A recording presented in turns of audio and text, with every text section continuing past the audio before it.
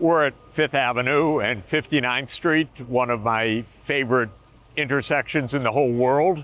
It is the throbbing epicenter of tourism of New York City. If you stand here, you'll hear within a short period of time dozens of languages. People are coming from all over the world in this polyglot city.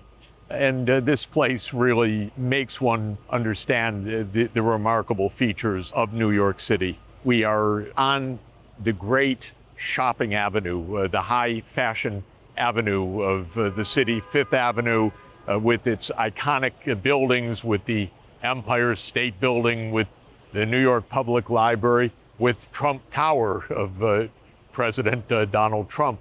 If we continue up 5th Avenue, we are in the Museum Mile, where some of the greatest museums of the world are located. New York is, of course, one of the centers not only of commerce and finance and diplomacy, but also of world tourism.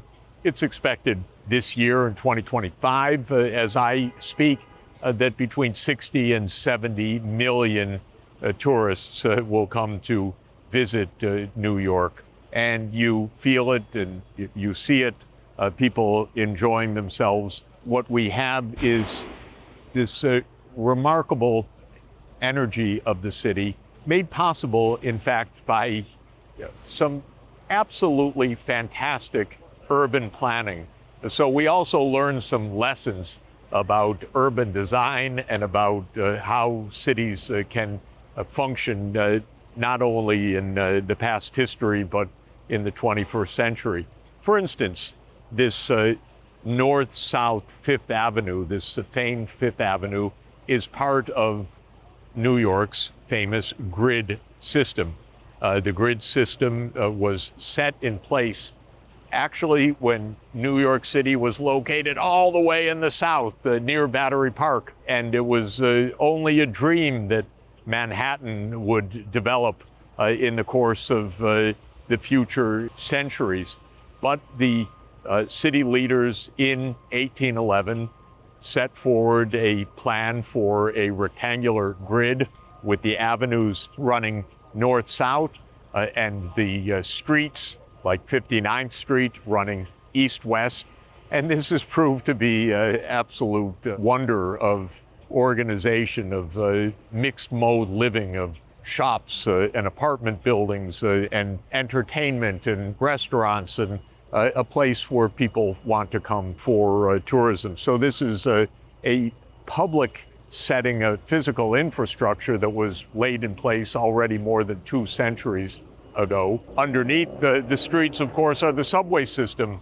A little bit antiquated compared to other modern subways, but one of the first in the world developed a full network for a modern metropolis, which today numbers around 9 million people in New York City proper, and around 25 million if you look at the metropolitan area, which includes New York and its suburbs, and New Jersey, in Jersey City and other parts of New Jersey close to New York City.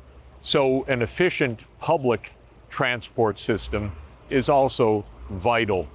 But one of the most wonderful innovations of New York that adds to its livability is something that we see over my shoulder in the greenery ahead. Because not only do we have this great shopping street, but we also have this wonderful park. We're at the southern end of Central Park. It is a wonder of urban landscape design, because it was already in the middle of the 19th century that city leaders said, we need to ensure that there is a place of greenery, a place of nature, where not only the rich, but the poor, that every part of the citizenry of this city can enjoy themselves. And so with amazing foresight, rather than selling plots for commercial development, already the city planners set aside what would be hundreds of hectares, nearly 400 hectares, for a central park. And they had a competition in the 1850s, and the competition was won by absolute remarkable genius, the founder of American urban landscape design, Frederick Law Olmsted, who became the designer of Central Park. Olmsted, in his youth, had toured England, had walked in the pastoral areas, and had admired the English gardens, which, unlike the gardens on continental Europe, were not finely manicured gardens, but were nature. They were pastoral in their sense and in their layout. And he said, we can do this on a grand scale, on the scale of a truly democratic city where people are coming to enjoy a pastoral landscape within the center of their own city. And so during the period from 1857 through the 1870s, this wonderful idea was brought to fruition. And I can tell you, as a New York City resident, as a denizen of this city, I'm also one who enjoys Central Park nearly every day when I'm in the city, and not just alone, but with the thousands, the tens of thousands of people who come to enjoy a true public good in its finest sense, something freely available, no tuition. Anybody can come, rich and poor alike do come and enjoy themselves and feel the civic environment. Well, of course, New York is one of many great cities in the world, but I admire it for its energy, its splendor, but especially for its diversity.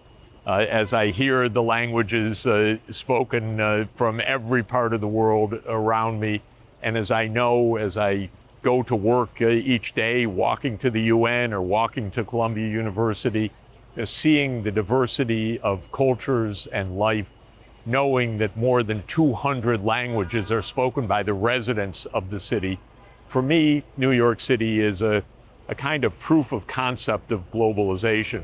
It's a microcosm, but it is a city that reflects the whole world, that holds the diversity of the world, and with all its ups and downs and its flaws and its imperfections, no doubt, it is also a city that works, that brings prosperity to many, though not all yet, that brings entertainment, joy, public life, public goods to a highly diverse community that hosts great institutions, that hosts the world diplomacy, and that gives us the sense that, yes, indeed, a diverse world can live together, not only merely surviving, but thriving in diversity.